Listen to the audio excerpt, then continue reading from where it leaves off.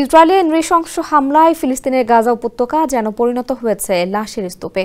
এবার তাঁবুতে ঘুমিয়ে থাকা ফিলিস্তিনিদের উপর হামলা চালিয়েছে ইসরায়েল। এই হামলায় মা ও বোন সহ নিহত হয়েছেন গাজার 12 বছর বয়সী প্রতিবন্ধী শিশু আহমেদ আল রোজ।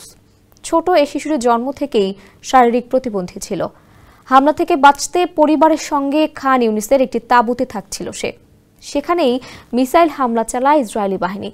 এ হামলায় আহমেদ, তার মা, তার বোন ও আরও 8 জনের মৃত্যু হয়।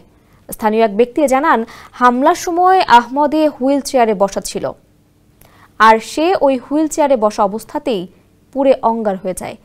আগুনে তার হাড়গোড় গলে যায়।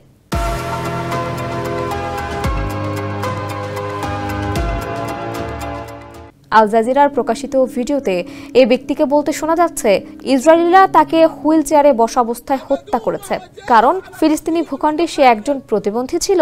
সে ইসরায়েলিদের কি করেছিল? ক্ষুব্ধ কণ্ঠে ওই ব্যক্তি আরো বলেন, সে কোথাও যেতে পারত না, তাকে তার হুইল চেয়ারে পুড়িয়ে হত্যা করা হয়েছে। যখন তাকে টেনে তুলছিলাম তখন তার হাড়গুলো গলে যাচ্ছিল। শিশুটির বয়স ছিল 12 বছর। অপর এক নারী বলেন, হামলার সময় তারা তাঁবুতে ঘুমিয়েছিলেন। ওই সময় মিসাইল ছোড়া হয়, এতে তাঁবুতে আগুন ধরে যায়। এই হামলায় যারা নিহত হয়েছেন তাদের সবাই নারী ও শিশু।